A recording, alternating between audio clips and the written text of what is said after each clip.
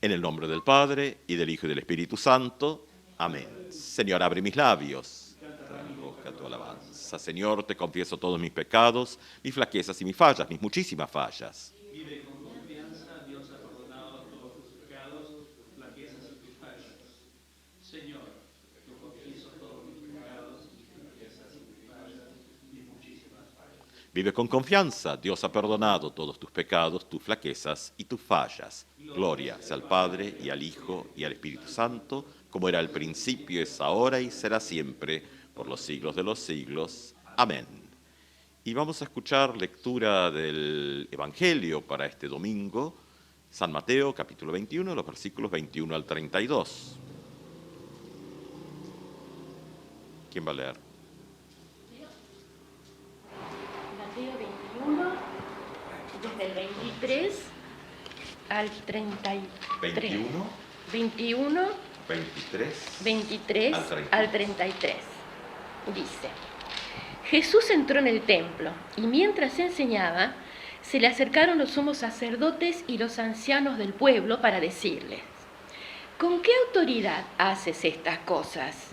¿Y quién te ha dado esa autoridad?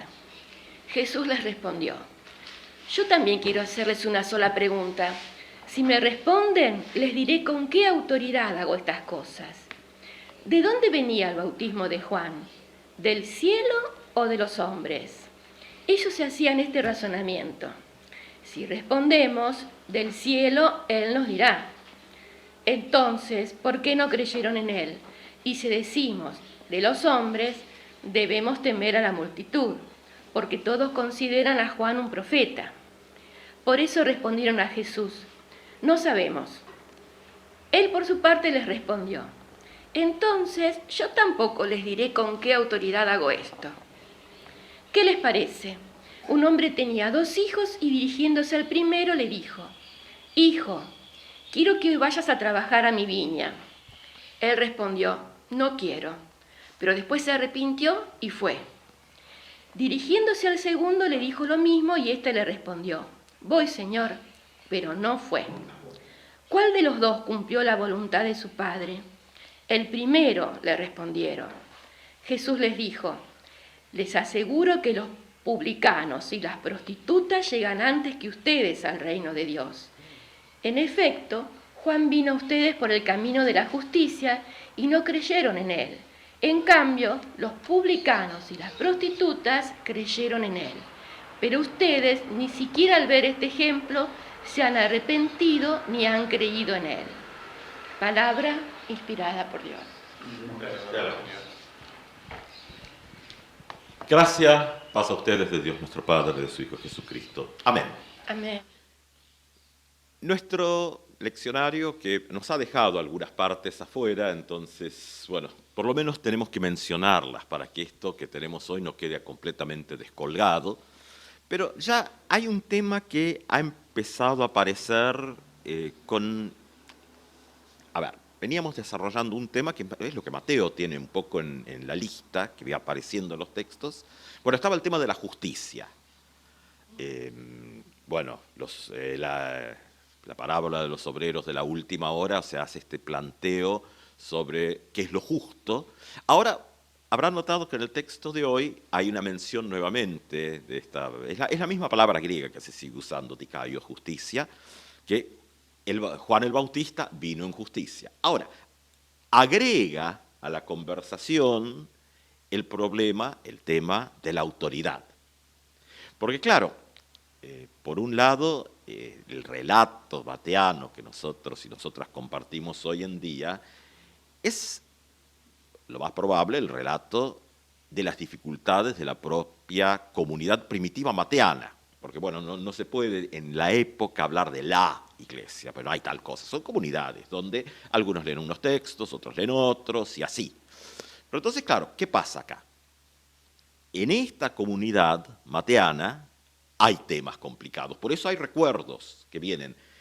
Tenemos un problema y, bueno, como cualquiera que haya ido a alguna escuelita bíblica pietista, tiene eso de los textos y dice, bueno, así como entonces dice, tal cosa Eso yo lo hago mucho, aunque uno dice, bueno, uno quiere tomar también un poco de distancia del modelo, pero así como nuestro Señor Jesucristo recomienda, ¿no? Bueno, ¿qué hace la comunidad primitiva? Hace eso. Dice, bueno, tal cosa, porque Jesús hizo, porque Jesús dijo. Entonces ahora lo volvemos a colocar en el escenario. El 20, nosotros ahora estamos leyendo capítulo 21 acá.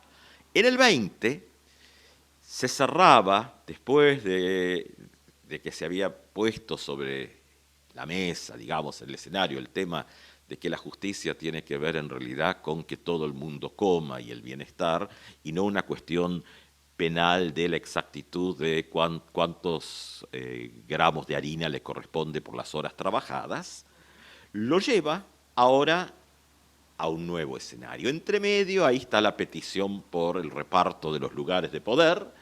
La versión mateana la involucra la mamá de los chicos Santiago y Juan.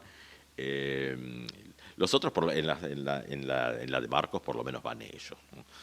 Acá encima la meten a la madre de por medio. Mamá, anda a ver si nos podés arreglar esto. Y Jesús ahí va a decir algo que es clave para el capítulo siguiente. El tema de la discusión de los lugares del poder, a la derecha y la izquierda, Jesús dice, al oír esto, los otros discípulos que se habían indignado, estoy leyendo al final del 20 para poder ubicarnos un poco. Jesús dice, ustedes saben que los jefes de las naciones dominan sobre ellas y los poderosos hacen sentir su autoridad. Entre ustedes no debe ser así. Al contrario, el que quiera ser grande, que se haga servidor de ustedes, y el que quiera ser el primero, que se haga su esclavo. Como el Hijo del Hombre, que no vino para ser servido, sino para servir y dar su vida en rescate por una multitud. Traduce así esta versión. O sea, ya al tema de repensar la idea, el concepto, nuestra forma de entender la justicia, ahora lo que se pone sobre la mesa es la discusión del poder y la autoridad. Bueno, nuestro texto de hoy aparecen, en este caso, los sacerdotes. Bueno, ahí hay toda una discusión exegética sobre esa partecita, porque sumo sacerdote había uno y dice los. Bueno, el plural puede significar en realidad todo un grupo que representa, es decir, no solo los individuos, porque no está tanto esa noción, sino también las familias y todos, porque bueno, esto eran familias sacerdotales. Tengamos en cuenta que el bautista, y no es casual que acá Jesús también lo trae, venía de familia sacerdotal. Pero en lugar de estar ocupando su lugar en la estructura sacerdotal, está en el desierto predicando y bautizando ahí en el Jordán. O sea, Juan el Bautista es un personaje que rompe con un modelo. Y entonces ahora es donde, si seguíamos leyendo después de este pequeño trocito que leímos sobre la autoridad, nos vamos a encontrar, bueno, hay curaciones y la entrada mesiánica de Jesús a Jerusalén, la expulsión de los vendedores del templo. Y bueno, y el texto de la higuera, ¿no? Bueno, ese es un texto que hay que leerlo con mucho cuidado porque hay que leerlo dentro también de la comunidad mateana. Es un texto que está muy enfocado hacia las propias problemáticas y no a otra cosa que se empieza a agregar después con el paso del tiempo. Es decir, la versión que nos trae Mateo, bueno, Jesús va entre medio justito, va a buscar higos en la higuera, solo encuentra hogas, la maldice y la higuera se seca. Bueno, eso es para una reflexión en sí misma. Ahora, la expulsión de los vendedores, la higuera, y ahora le vienen a preguntar con qué autoridad hace estas cosas. Fascinante. Claro, lo que se está articulando acá es el problema de la legitimación. Y el problema lo van a plantear de cierta manera. Y la dificultad está que se plantea dentro del mismo modelo. O sea, están tratando de tener una discusión con Jesús de quién tiene los derechos, la legitimidad y la autoridad. El problema es que el texto lo que hace es que nos lleva a salirnos de ese modelo y ubicarnos en otro.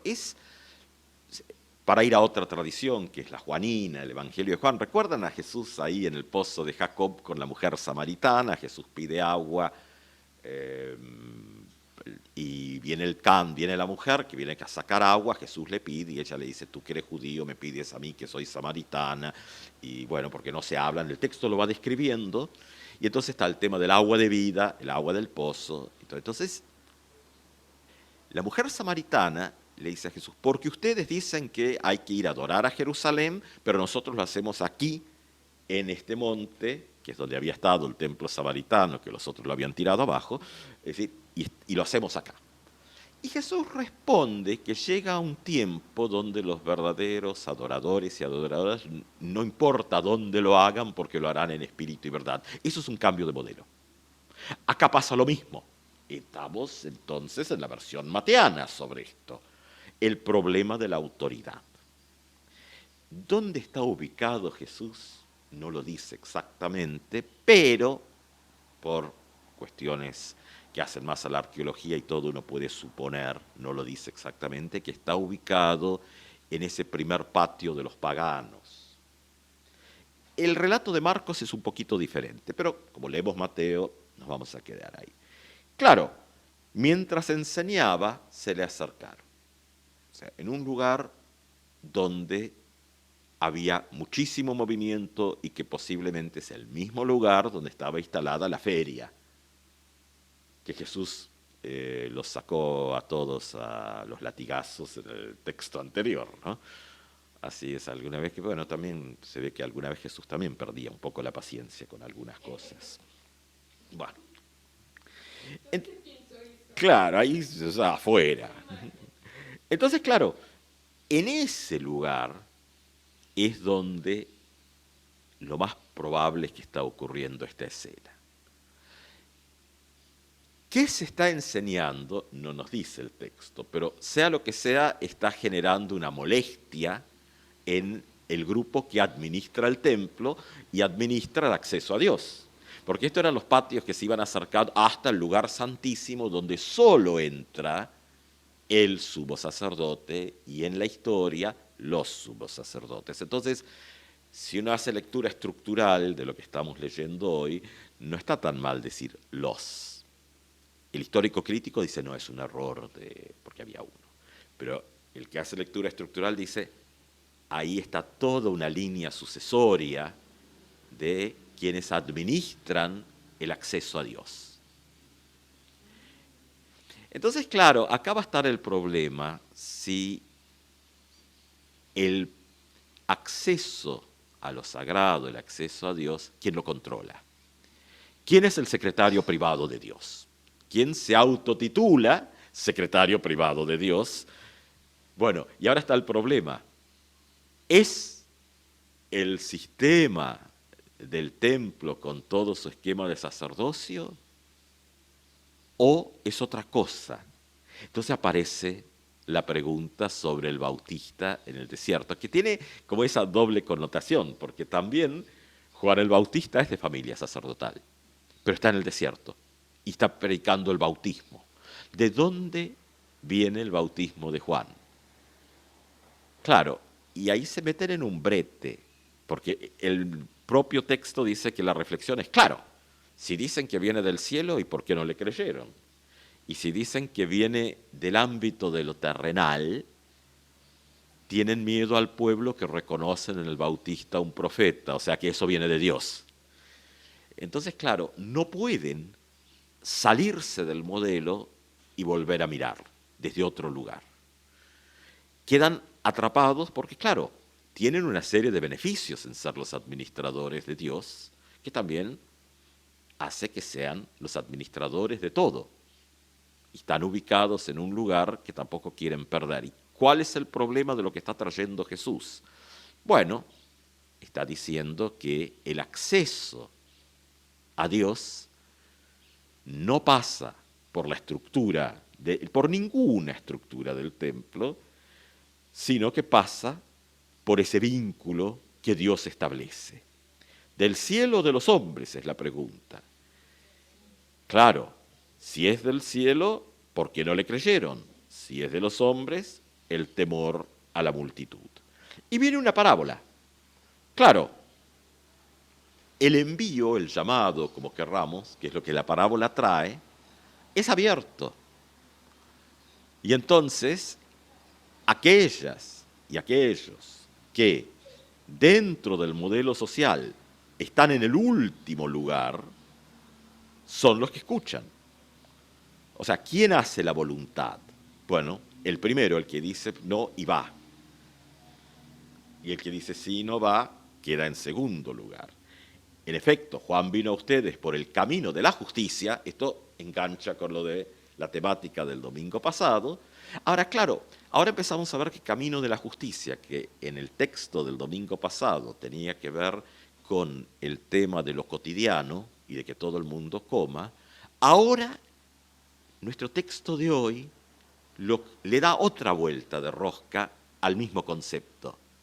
No los opone, va sumando al concepto de la justicia desde el mundo temporal, donde lo importante es que todo el mundo, todas las personas tengan lo necesario para la vida, se trae ahora, esto es como Mateo lo plantea, no quiere decir que esto es una regla inamovible, pero es como lo está planteando en estos recuerdos de los dichos de Jesús. Justicia aparece ahora en el acceso irrestricto a Dios, porque Dios se ha manifestado de manera irrestricta a todos y a todas, en Jesucristo. O sea, va dando la vuelta y va incorporando. Ya no hay un sistema entre medio que dice quién es salvo, justo, bueno, perfecto, y quién es pecador, echado afuera. Y todo. Es más, si uno hace una lectura más integral, las únicas y los únicos que quedan en el campo de la redención no es por la estructura del templo, no importa qué templo, porque cuando esto se escribe probablemente ya no hay templo. Así que el problema parece estar en la congregación cristiana. No es un tema judío, es un tema cristiano de que los que estaban adentro repiten esos otros modelos. Y esto está sobre la mesa de discusión. Entonces, ¿qué pasa? El hecho de que el bautismo, para esto, en el modelo juanino, que uno puede decir, bueno, lo sacramental posterior es un poco diferente. Sí, claro, pero está en la misma línea. Lo que trae es que el acceso a Dios se vuelve irrestricto, abierto para todos y todas. Y la clave, entonces, es que quien no es pecador o pecadora no tiene acceso a Dios, porque justamente el bautismo es para perdón de los pecados. Entonces, se da vuelta la estructura. Lo que antes era una cuestión de pureza de todo tipo, desde pureza de qué familia uno era o de sus valores morales, se convierte en la simple y compleja simultáneamente aceptación de la gracia de Dios. Entonces, claro, todo el sistema se viene abajo. Es lo mismo que con la conversación con la mujer samaritana, cuando Jesús le dice, bueno, el problema está en que se sigue manteniendo un modelo de que este lugar sí, este lugar no. O, en este caso, estas personas sí, estas personas no. A estas personas, los del no, se les permite solo llegar al patio de los paganos. Pero el problema es que Jesús ahí está diciendo cosas que se ve que complican la vida. Y si uno hace una lectura más integral del Evangelio en general, es muy posible que podamos pensar que lo que se está diciendo es que el acceso está para todos y para todas, y que pasa por otro lado, no por el sistema de poder del templo. Claro, los personajes acá que han ido a increpar a Jesús se manejan con esta tensión opuesta, ¿no?, de lo temporal, los hombres, y lo eterno, si viene de Dios. Lo pone como cosas opuestas. Y no ven que en lo que está planteando Jesús hay una integración. No se mezcla, pero se integra. Es decir, no tenemos acá todavía en este texto alguna mirada más desarrollada de los dos reinos, pero está ahí. Porque fíjense que lo que les frena a decir que es lo que quisieran, porque no quieren reconocer que esto viene de Dios, pero no se animan a decir que viene simplemente del mundo, entre comillas, de los seres humanos, porque tienen miedo a la regulación que viene de ahí, le tienen miedo al pueblo. ¿Cuántos, no? La Reforma, porque entramos al mes de la Reforma, va a traer estos conceptos donde, más paulino tal vez que matiano, pero en la misma línea, donde Dios no está mediado por la institución, ninguna.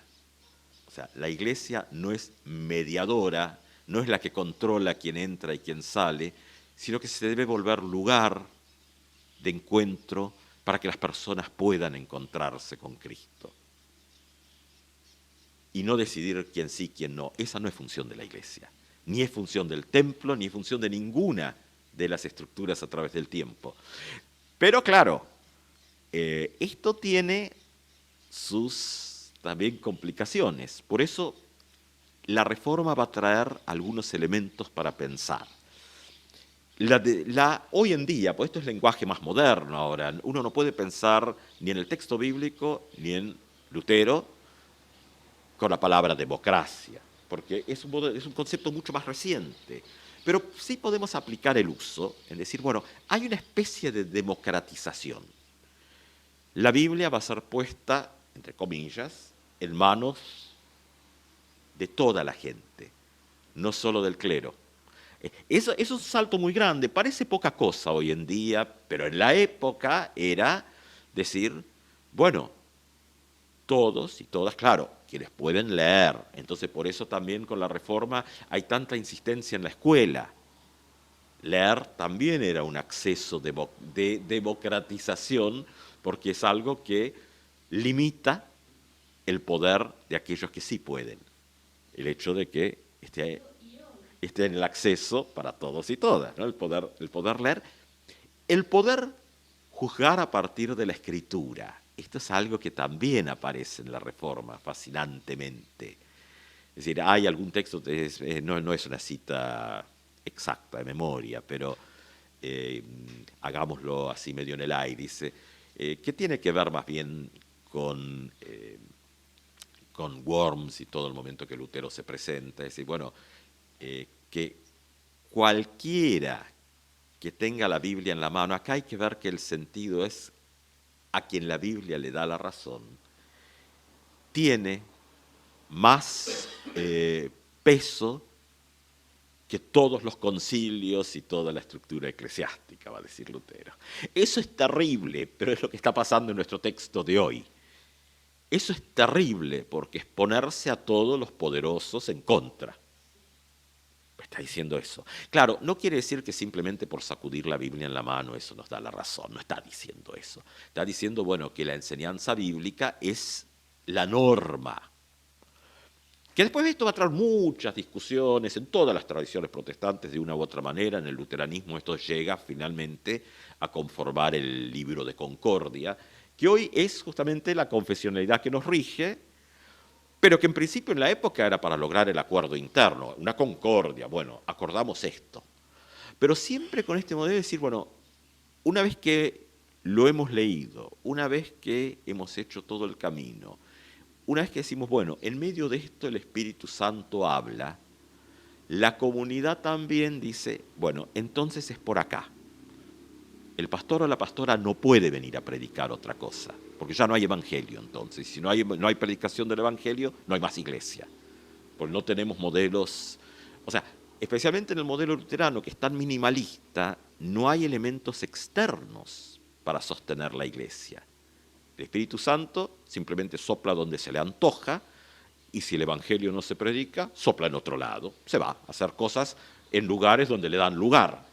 Es decir, si nos quedamos atados, es decir, no. Acá el poder lo tienen algunos o algunas y hacen lo que se les antoja, bueno, deja de haber iglesia y el espíritu, o la espíritu, como quieran llamarla, se ocupa de otras cosas en otros lugares. Entonces la regulación aparece del mismo modo que en el texto, aparece también en lo cotidiano. Bueno, ¿cómo leemos y quién puede decir lo que es el acuerdo o qué queda fuera del acuerdo? Claro, en este texto que hemos compartido hoy, es decir, la relación con el grupo de poder de la época va a quedar mal.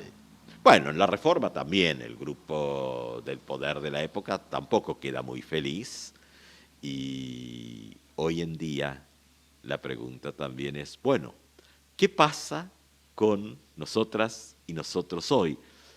No solo en lo eclesiástico, sino en la comunidad grande, es decir, donde de pronto hay tanta cantidad de mensajes mezclados, y uno tendría que empezar a mirar estas mismas cosas, preguntarse, bueno, ¿cuál es nuestro concepto de justicia?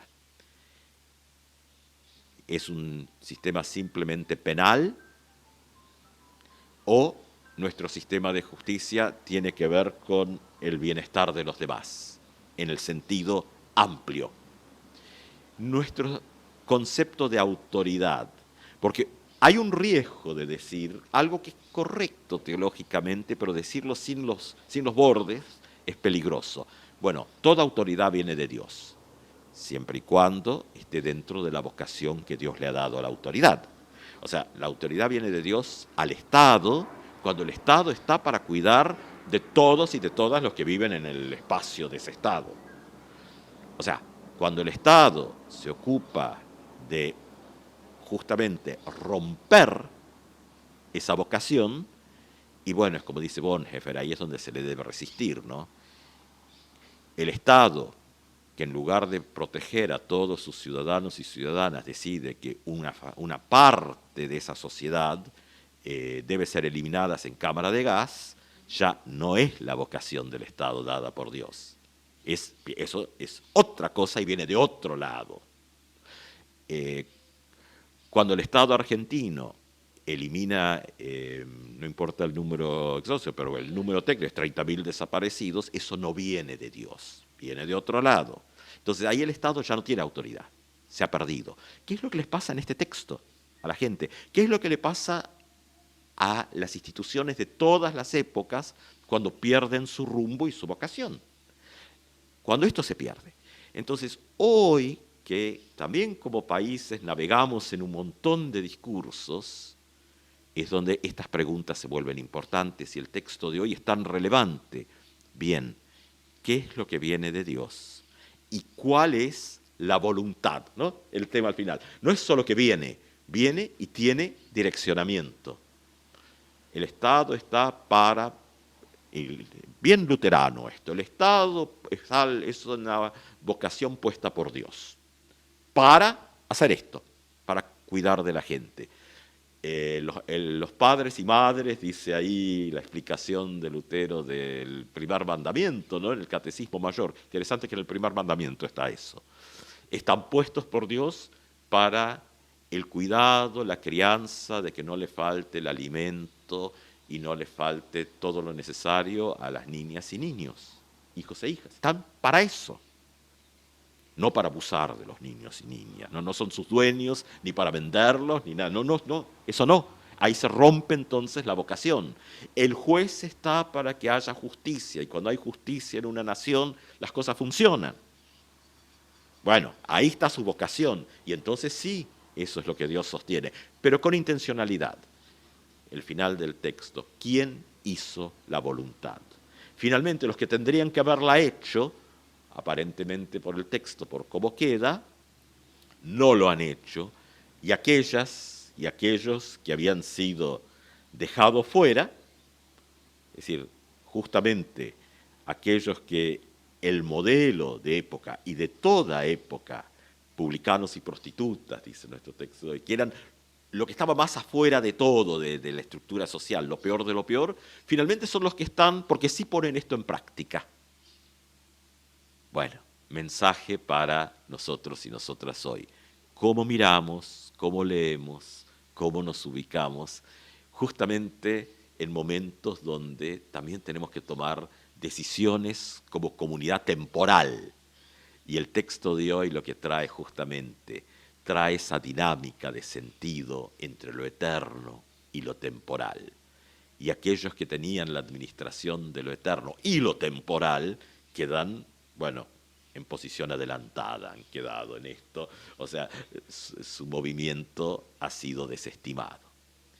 La pregunta es, a nosotros y nosotras hoy, ¿dónde estamos con esa voluntad de Dios y dónde nos ubicamos frente a las grandes decisiones que nos toca tomar como comunidad? Que así sea. Amén.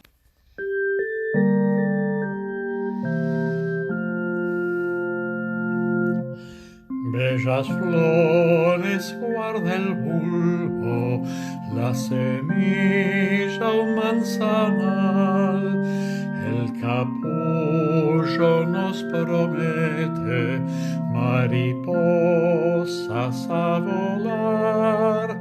En el frío y crudo invierno, primavera oculta está. Cuándo y dónde no sabemos, solo Dios nos lo dirá. Hay un canto en el silencio, melodía por brotar. Nuevo día nos anuncia la más densa oscuridad. Del ayer viene el mañana, su misterio cuál será. Cuándo y dónde no sabemos, solo Dios nos lo dirá. Nuestro fin es el comienzo, nuestro tiempo infinidad. En la duda y fe latente, en vivir eternidad. Al morir resucitamos, victoriosos al final. Cuándo y dónde no sabemos, solo Dios nos lo